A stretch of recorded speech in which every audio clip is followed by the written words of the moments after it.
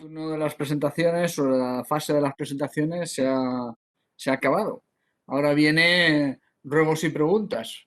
Ruegos y preguntas que, bueno, pues yo os pediría que nos hicieseis a través de, como os han puesto, me imagino, en la web, que nos hicieseis llegar, porque además de ampliar conocimiento y poner en común el conocimiento, pues nos hace sentir que estáis ahí detrás, ¿vale? Voy a empezar con dos preguntas o alguna pregunta que tenía yo ya aquí apuntada y la primera, os ruego a todos los ponentes que os vayáis conectando el vídeo porque así de alguna manera refrescamos la imagen de quién es quién, ¿vale? Y entonces la primera pregunta, Esther, es para ti, ¿crees que hay conocimiento amplio del concepto de factores humanos en el sector? Bueno, yo creo que cada vez más, a mí lo que más me está sorprendiendo sobre todo es que desde abajo empiecen a ser más conscientes, porque esto yo creo que era algo que desde arriba lo empezábamos a tener ya bastante más claro hace tiempo, independientemente de lo que cueste desarrollarlo. Pero me gusta ver que el personal está consciente con el tema de seguridad, de factores humanos, de los peligros. Así que yo creo que es un trabajo muy duro, pero que está teniendo sus buenos resultados. Hay una conciencia y unas ganas de tener esa conciencia.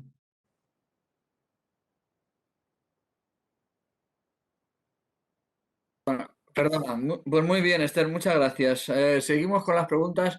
Esther, te toca de nuevo.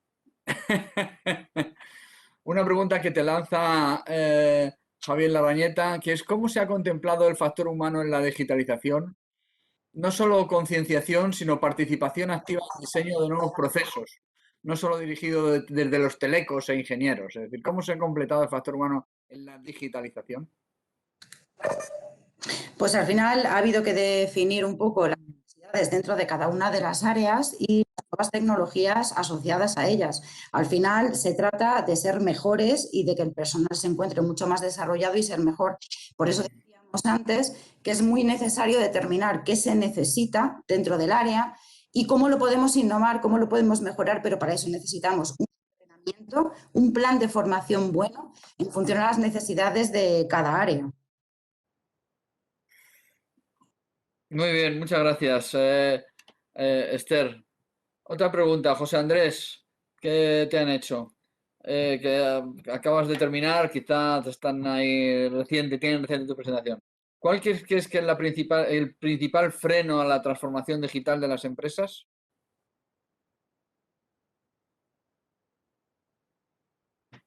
José, no te oímos, conecta el micro. Perdón, que no había quitado. Que decía que es complicado porque, en fin, a frenos yo creo que hay muchos, pero no sé, se me ocurren un par de ellos. Por un lado, todo el tema de la ciberseguridad, ¿vale? Yo siempre suelo decir que sin ciberseguridad no es posible la transformación digital y la industria 4.0. Es como dejar abierta la puerta de tu casa, digamos, o de tu fábrica, para que entre cualquiera en cualquier momento. Y quizás no esa conciencia sobre la importancia de la ciberseguridad no existe, ¿vale? No existe de manera generalizada. Pues sí, seguro que hay mucha gente que lo está, pero no existe de manera generalizada. Y lo segundo es la falta de concienciación o la falta no, de cultura, más que de concienciación, de cultura de captura de datos. ¿Vale? O sea, la transformación digital se basa en información, en captura de información, de datos. Luego ya veremos cómo lo capturamos, cómo lo procesamos, qué hacemos con él, si hacemos inteligencia artificial, en fin, lo que sea, ¿vale? Pero el dato está en la base. Una empresa que digamos que sin transformación digital ninguna, en el mundo, si me permitís la expresión, analógico, no esté acostumbrada a una captura de datos y un registro de todas las actividades que hace, pues parte de unas condiciones muy desfavorables porque no tiene información ninguna, está ciega, ¿vale? No tiene eso, lo cual le tiene que dar un doble salto. Primero, una gestión del cambio para concienciar a todo su personal de que es importante capturar el mayor número y el mayor tipo de información que sea posible, ya veremos luego lo que hacemos con ello, y una vez que ya tiene esa conciencia, luego ya está digitalizarlo, ¿no? Entonces yo diría que son esas dos cosas. Seguro que algún compañero puede tener otra visión. Muy bien, pues muchas gracias, José, muchas gracias. ¿Eh? Virginia, te pregunto, seguimos con la Industria 0.0 de la otra versión. ¿Crees que la UNE 060 es suficientemente conocida? Realmente creo que es una norma de que no es muy conocida. Es una norma de una muy reciente, 2018, y bueno, como tal, pienso que principalmente es conocida por el personal que pertenece a este grupo y área de conocimiento. Pero, tal como estamos viendo, la necesidad de digitalización en las empresas es a día de hoy una prioridad y sí que al final pues será muy utilizada, una herramienta muy útil y que todas las empresas utilizarán y conocerán. Pero claro, también digo, hace falta una labor divulgativa importante a partir de todas las asociaciones y todos los medios posibles, porque alguien no puede utilizar algo que no sabe que existe. Entonces, es lo mismo que estábamos hablando antes con el tema de formación. Sí que nos planteamos el implementar una estrategia digital en una organización cuando realmente lo primero que tenemos es que tener esa cultura y que tener una formación suficiente para poder transmitirla a lo largo de la organización y saber a dónde quiero llegar y qué necesito. La formación aquí yo creo que es imprescindible.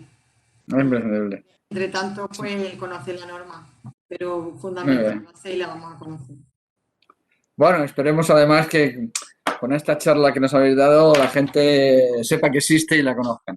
Ok, Sí, sí. otra pregunta para José Andrés. ¿Cómo se integran las tecnologías clásicas, electrónica, sensórica y enfoques técnicos, RAMs, con la necesaria y nueva ingeniería de sistemas? Pues, a ver, yo no veo, no entiendo, la verdad es que no entiendo muy bien la pregunta, pero a priori es que no veo incompatibilidad entre las dos cosas. La ingeniería de sistemas, entendiendo como, digamos, la gestión de todo el ciclo de vida desde la digamos, la clásica V, ¿no? De la ingeniería de sistemas, donde vas haciendo el Sí, flow down de requisitos hasta que llegas a la definición y luego hacia arriba.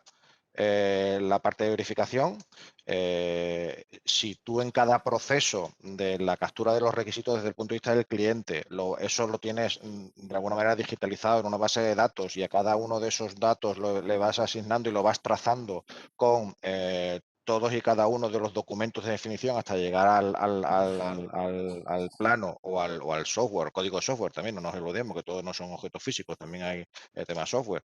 Y luego la validación la haces también con estas herramientas informáticas de simulación incluso ya no solamente la validación, sino el muestreo en tiempo real con los gemelos digitales aplicados en tiempo real. Yo es que no veo que haya contradicción, más bien al contrario, es absolutamente complementario y digamos que es lo natural, el paso natural siguiente, el tener todo este proceso integrado digitalmente. No sé, lo que no tengo claro si he sí. respondido a la pregunta y si necesito Bueno, alguna aclaración. esperemos que sí. No sé, este sistema realmente pues no permite, desgraciadamente, ver al ponente de la pregunta, con lo cual esperemos que sí. De todas maneras, tu contacto sigue ahí y cualquiera te puede mandar cualquier pregunta de forma personal. Ok, a ver, Pedro y Charo, pregunta. No sé quién de los dos la abordará. ¿Cuál es el principal desafío de cara al futuro de la cadena de suministro en general y en cuanto a medición de desempeño se refiere? ¿Te parece, Charo? Comienzo yo y luego tú complementas según veas necesario. Sí, sí. En mi opinión, el mayor desafío, yo diría que es la colaboración entre empresas, ¿no? La colaboración, digamos, desde un punto de vista global y sobre todo la colaboración digital. Es decir, lanzando un poco también con lo que han estado comentando en el grupo de Industria 4.0. De alguna manera la digitalización es fundamental para conseguir un ciclo de vida del producto, un ciclo de vida de fabricación lo más continuo posible, porque el ciclo de vida de fabricación no entiende de subcontrataciones, digamos, y asegurar que ese dato sea único. Pero, bueno, por desgracia, o por suerte, en fin, las empresas hoy en día, el desarrollo, la industrialización y la producción de los productos, de los servicios está muy, digamos, desagregada, por decirlo de alguna manera, repartida. Es decir, cada empresa se ocupa de lo que mejor sabe hacer y eso, por un lado, es eficiente. Lógicamente, ya ha quedado lejos en el pasado esta industria de principio de siglo donde entraba la mina de hierro por un lado y salía el producto por el otro. Entonces, tenemos entonces el problema de que, claro, que esta digitalización de alguna manera pues se interrumpe, ¿no? El ciclo de vida del producto pues va saltando de diferentes entornos de producción, diferentes mentalidades, diferentes... Y aquí es donde tiene que surgir un poco la colaboración. Es decir, que los datos estén disponibles y que se compartan entre las empresas que contribuyen al desarrollo del producto final. Para eso ya existen plataformas como, por ejemplo, la empresa Suplayon es un caso, la empresa Suplayon, que tiene, al menos en aeronáutica, la plataforma Air Supply, que es una plataforma colaborativa o que de alguna manera puentea esa disrupción que existe en el proceso de buy, ¿no? Y yo creo que ese será el mayor desafío. Colaboración para conseguir, digamos, fortaleza y homogeneidad sectorial y sobre todo colaboración digital. Y un poco ya pensando en una visión un poco más idealista, toda esta digitalización yo creo que también se tiene que coordinar de antemano. ¿Para qué? Para intentar crear estándares que, digamos, esos desarrollos de Industria 4.0 no sean independientes, porque en un futuro lo ideal sería que ese ciclo de vida de producto, aunque se fabrique en diversas o diferentes empresas, esté coordinado, sea continuo, de continuidad en los procesos, en las mentalidades y en los datos, por supuesto, ¿no? Entonces, un poco eso es lo que yo veo hacia el futuro. Muy bien, Pedro.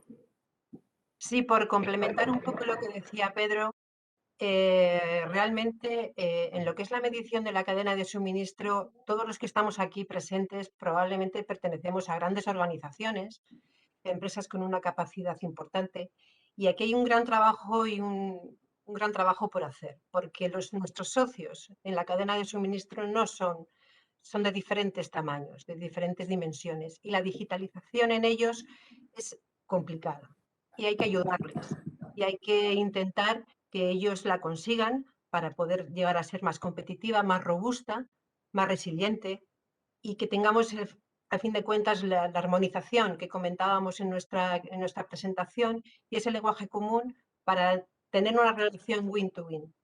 Entonces, ese va a ser el mayor reto en este año. Muy bien. Muy bien, Charo, muchísimas gracias.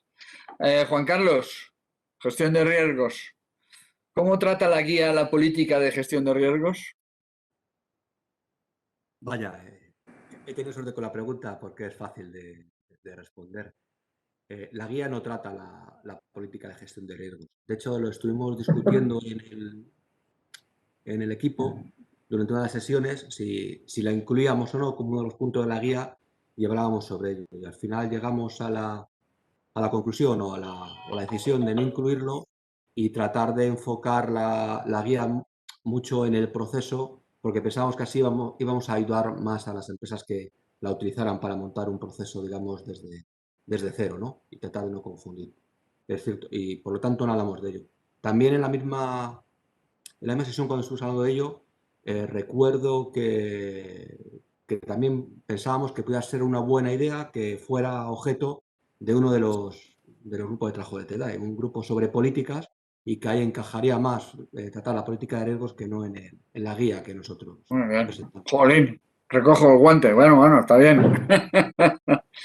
Bueno, Mario, creo que tú empezaste el turno de presentaciones y bueno, si no hay nuevas preguntas por parte de los oyentes, lo vas a cerrar porque tengo una pregunta para ti.